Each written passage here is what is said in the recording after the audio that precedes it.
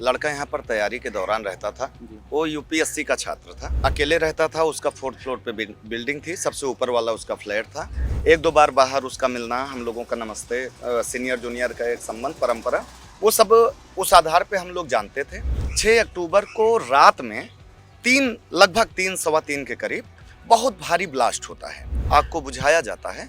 तो उसमें पता चलता है कि पहले तो प्रथम दृष्टया क्लियर ही नहीं हो पाता है कि वो किसी पुरुष का शव है।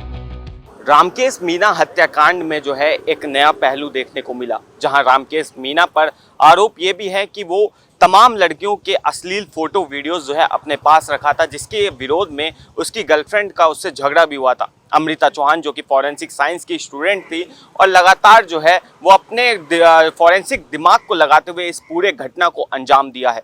अब कहीं ना कहीं जो है इसमें एक पहलू हमें ये देखने को मिला है। इस वक्त मेरी मौजूदगी यहाँ पे है गांधी विहार के इलाके में। ये एक चाय की दुकान है जहाँ पर रामकेश मीना, उसके कई साथी जो है अक्सर यहाँ पे आया करते थे, चाय पिया करते थे। और यहाँ पे कुछ जो उनके साथी हैं जो उनको जानते थे, हो सकता है शायद ये लोग करीबी जानकार हो उनके, या फिर जो है कभी देखा हो, तो एक बार इनसे जानने की कोशिश करेंगे क्या रामकेश मीना का असल में सच था और जो आरोप हैं वो किस तरह से आरोप लगाए जा रहे हैं। जी, आपका नाम? सूरज भान सिंह। सूरज जी, क्या था पूरा मामला और अभी तक जो है क्या क्या जानकारी है आप लोगों को इसके बारे में? देखिए, ऐसा है कि वो लड़का यहाँ पर तैयारी के दौरान रहता था। वो यूपीएससी का छात्र था और यहाँ ई ब्लॉक है गांधी विहार में, यहाँ पीछे रहता था और अकेले रहता था। उसका 4th फ्लोर पे बिल्डिंग थी, सबसे ऊपर वाला उसका फ्लैट था। सामान्यतः हम लोग जैसे यहाँ पर, मैं थोड़ा सोशल एक्टिविस्ट हूँ, इन सब चीज़ों में एक्टिव रहता हूँ, थोड़ा पॉलिटिक्स से भी जुड़ा हूँ, सामाजिक कार्यों से। तो यहाँ गांधी विहार मुखर्जी नगर में लगभग तैयारी करने वाले लड़के जानते हैं हमको। एक दो बार बाहर उसका मिलना, हम लोगों का नमस्ते, सीनियर जूनियर का एक संबंध, परंपरा, वो सब उस आधार पे हम लोग जानते थे। इसमें 6 अक्टूबर की ये घटना है। 6 अक्टूबर को रात में लगभग 3 सवा 3 के करीब बहुत भारी ब्लास्ट होता है और ब्लास्ट होने के बाद आस पड़ोस के लोग हिल जाते हैं और उसमें दूसरे दिन सुबह 3:30 सवा 3 के करीब फिर भीड़ इकट्ठा होती है, लोग होते हैं, पुलिस आती है और फायर ब्रिगेड बुलाया जाता है और कमरे में आग को बुझाया जाता है। तो उसमें पता चलता है कि पहले तो प्रथम दृष्टया क्लियर ही नहीं हो पाता है कि वो किसी पुरुष का शव है। मतलब उस लाश इतनी बुरी तरीके से जल चुकी थी, ये बॉडी, कि उसमें ये क्लियर नहीं हुआ और प्रथम दृष्टया ये बताया गया कि एसी का कंप्रेसर फटा, उसके आधार पर आग लगी और सिलेंडर से ब्लास्ट हो गया। लेकिन बाद में जब कुछ लोग वहाँ पर गए, देखते हैं तो एसी का कंप्रेसर फटा नहीं था। फिर पोस्टमार्टम के लिए बॉडी चली गई, उसके घर वाले आए, उसका भाई यहाँ पर रहता है, उसके पिताजी या चाचा संभवतः यहाँ एडवोकेट हैं दिल्ली कोर्ट में या 30 हजारिया, जहाँ भी वो लोग आए। उसके बाद चूंकि किसी के घर का 30-31 साल 32 साल की युवा की मौत, आपको पता है कितना दिल दहला देने वाला मामला होता है, वो लोग घर चले गए।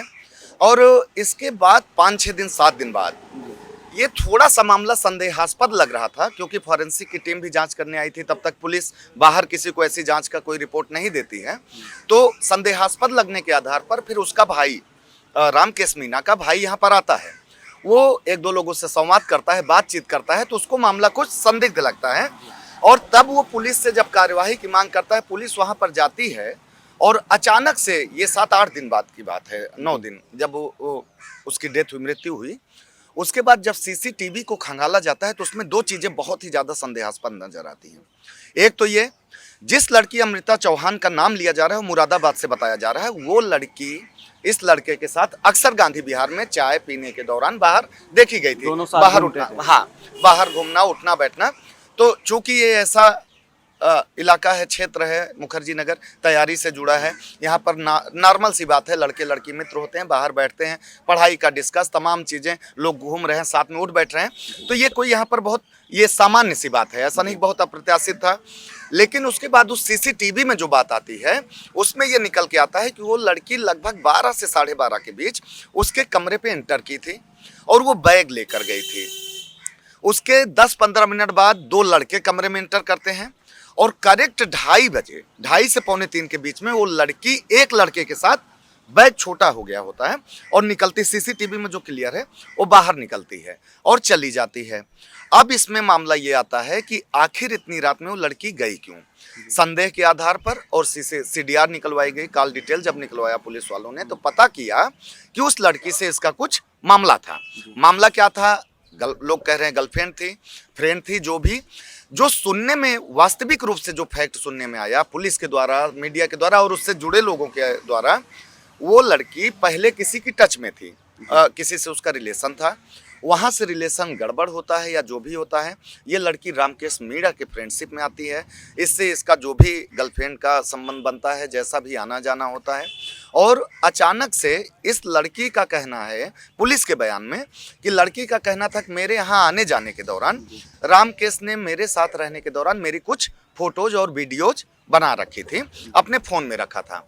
अच्छा, ये सब चलने के दौरान जो मामला क्लियर हुआ है, ये लड़की दोबारा से अपने उस एक्स बॉयफ्रेंड के टच में रही, ये पलट के वहाँ चली जाती है जो कि एलपीजी सिलेंडर डिस्ट्रीब्यूटर। हाँ, और जब वहाँ पलट के जाती है तो शायद वहाँ पर इन सब चीज़ों को लेकर अब कैसा क्या मामला था।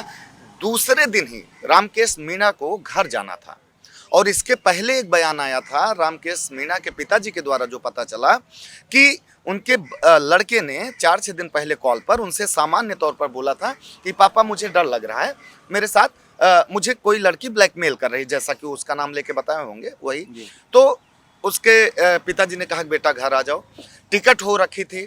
उस रात ये लड़का यहाँ तक सुनने में आया कि बाजार में, मैं यहाँ गांधी विहार में रात में 11:30 बजे करीब वो नीचे उतरा भी था, वो अपने रूम पर गया और तथाकथित तौर पर जो देखा जा रहा है उस लड़की ने इसको पार्टी के लिए तैयार कर रखा था कि आज पार्टी करते हैं, और लड़की को पता था कि ये कल सुबह ही घर जाएगा।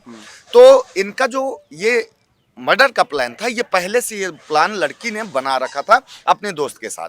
अब उसके एक्स से फिर से उसकी नज़दीकी बढ़ी, उसको ये सब पता चलता है। उन लोगों ने गुस्से में क्या निर्णय लिया, किस तरीके की सोच से वो उनके दिमाग में आया, इतना बीभत्स घटना को अंजाम देना।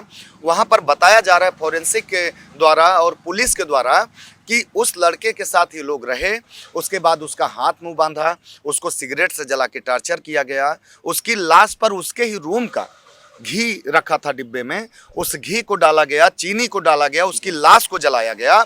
और उसके बाद वो लड़की फोरेंसिक साइंस की स्टूडेंट थी, अमृता चौहान फोरेंसिक साइंस की स्टूडेंट थी। वो लोग यूट्यूब पे और चीज़ों में सर्च कर रखे थे।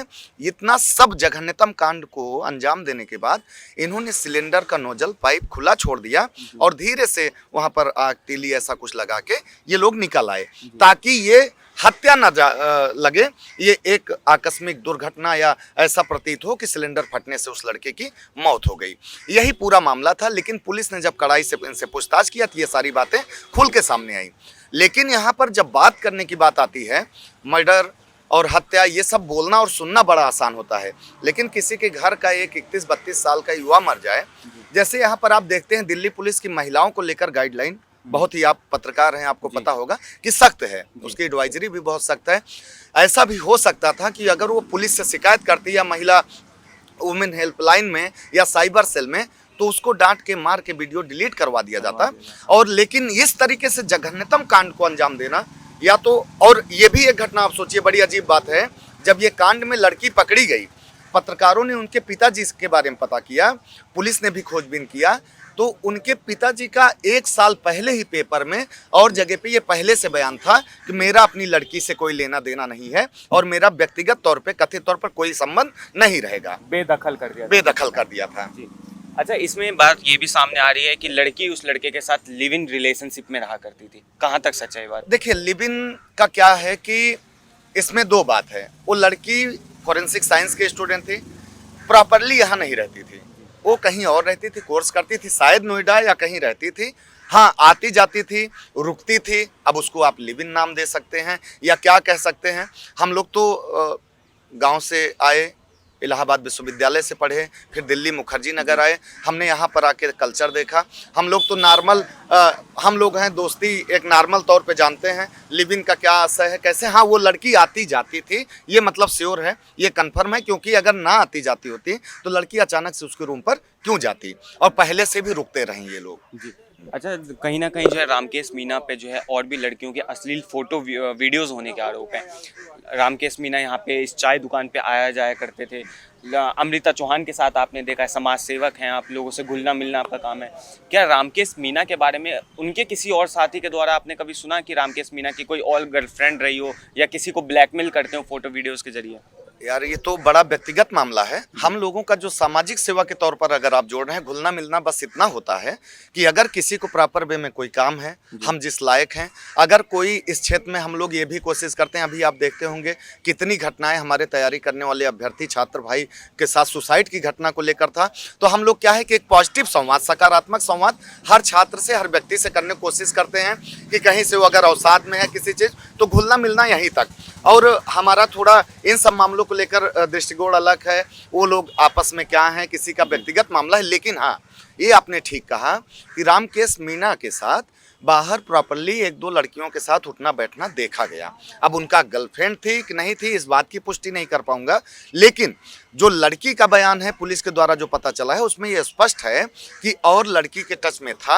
और वहां पर पुलिस में भी ये फ़ोन की चेक करने के दौरान ये मामला आया है कि 10 से 12 वीडियोज़, फोटोज़, कंटेंट, अश्लील कंटेंट थे, उसमें अलग अलग 2-3 लड़की के थे। तो इस बात से ये पुष्टि होती है कि हो सकता है कि ये इस तरीके की चीज़ें रखता हो फ़ोन में, तो ये तो गलत है। जैसे ये भी एक, आप कह सकते हैं कि अपने अंतरंग क्षणों को और अपनी प्राइवेसी को फ़ोन में ऐसे रखना, तो ये गलत तो है, क्योंकि वो किसी की भी मर्यादा और डिग्निटी की भी बात होती है। इसका तो मैं विरोध करता हूँ, लेकिन इतना जघन्यतम कांड कहाँ तक जायज हो सकता है, ये सोचने वाली बात है। इतना विभत्स कांड, इसका आप एक कानूनी सहारा या आप पुलिस प्रशासन की मदद लेके इसको कर सकते थे, सुधार सकते थे। अचानक से हत्या या मर्डर ही, हमारी युवा पीढ़ी किस दिशा में जा रही है, ये सोचने की ज़रूरत है। एक पढ़ने वाली लड़की अपने पढ़ने फॉरेंसिक साइंस की स्टूडेंट होके, जो कि एक ऐसा कोर्स है कि उसके माध्यम से कहीं पर भी कोई हत्याकांड होता है, कोई चोरी होती है, तो लोग पता लगाते हैं। अब पता चला कि उसका सारा प्रयोग, सारे ज्ञान का प्रयोग एक मर्डर में कर रहे हैं, तो आप सोचिए कि कितनी दूषित मानसिकता रही होगी। जी। अच्छा, जो इस तरह की जो घटनाएं होती हैं, मानवता को झकझोर देने वाली घटनाएं कहीं ना कहीं हैं और लगातार ऐसी घटनाएं सामने आती रहती हैं। इससे पहले हालांकि लिव इन रिलेशनशिप का था, इससे पहले दिल्ली में श्रद्धा हत्याकांड भी, वो भी कुछ लिव इन रिलेशनशिप का मामला था। फ्रीज में लाश मिली थी श्रद्धा की। महाराष्ट्र में एक पति अपने पत्नी की लाश को कुकर में डाल देते हैं। इससे पहले मेरठ में नीले ड्रम वाला केस। क्या लगता है ऐसे मामलों में कब तक रुकाव आएगा और क्या सरकार को कोई पहल की जरूरत है इसमें? देखिए, मैं तो सीधी बात कहूँगा, सरकार, सबसे पहली बात तो जैसे ये मामला हुआ, हालांकि दिल्ली पुलिस एक्टिव रहती है, लेकिन मेरा मानना है कि ये मामला हुआ तो सबसे पहले तो 2-3 दिन में ही इन सब चीज़ों की जांच पड़ताल कर लेनी चाहिए थी। हो सकता है सीसीटीवी बाद में गड़बड़ हो जाता, हो सकता है और तथ्य सबूत मिट जाते, तो ये तो ठीक है, मामला खुला। अब जैसे आपने अभी एग्जाम्पल, उदाहरण दिया घटनाओं का, नीले ड्रम का और वो फ्रिज वाला कांड, कुकर वाला, देखिए मेरा मानना है कि अगर आपका एक दूसरे से नहीं बन रहा है, इस तरीके की अगर आपकी अंडरस्टैंडिंग खराब हो गई है, आपका संबंध ठीक नहीं है, तो दूरी बना लेना चाहिए। और इस तरीके का जघन्यतम कांड, अब नीले ड्रम वाले में आप देखिए कितने तरह की घटनाएं चली। उस लड़के के बारे में पता किया गया, उस लड़की के बारे में पता किया गया, तो मैं तो नॉर्मल इंसान मानता ही नहीं हूँ उन लोगों को। तो आप कहिए साइकोपाथ कह सकते हैं। वो एक मनोवैज्ञानिक तौर पर आप देखिए तो मेंटली, मानसिक रूप से वो एकदम आप कहिए दूषित हो चुके थे। और जिस तरीके का कांड उन्होंने किया, एक सामान्य महिला, एक सामान्य पुरुष कैसे कर सकता है? तो इसमें ये जरूरत है, अगर पता चलता है हमारे आपके इर्द गिर्द, पहली बात तो यह पता कैसे चलेगा। यहाँ गांधी बिहार में आज की डेट में आप देखिए, इस मुद्दे पे बात करने आते हैं।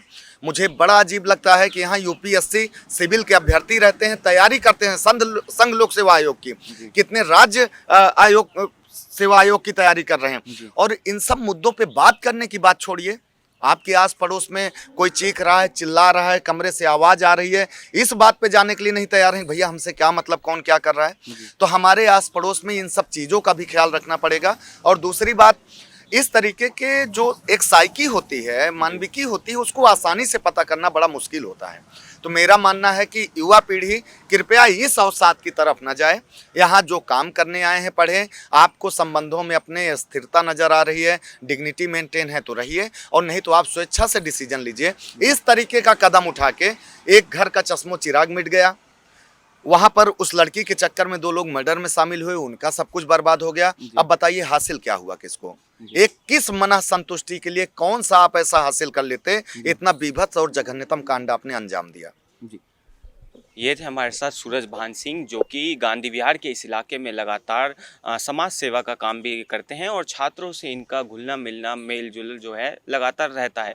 बहरहाल जब इस पूरे मामले में जो है अमृता के पिता का पता लगाया था और अमृता के पिता ने जो है 1 साल पहले ही जो है एक न्यूज़पेपर के द्वारा एक बयान दिया था। उस बयान में ये साफ तौर से था कि अमृता चौहान से अब उस परिवार का कोई रिश्ता नहीं है, क्योंकि अमृता चौहान के चाल चलन बिल्कुल ठीक नहीं है और आगे अगर अमृता चौहान के द्वारा कुछ ऐसी हरकतें की जाती हैं तो उससे परिवार का कोई समझौता या परिवार का कोई रिश्ता नहीं होगा।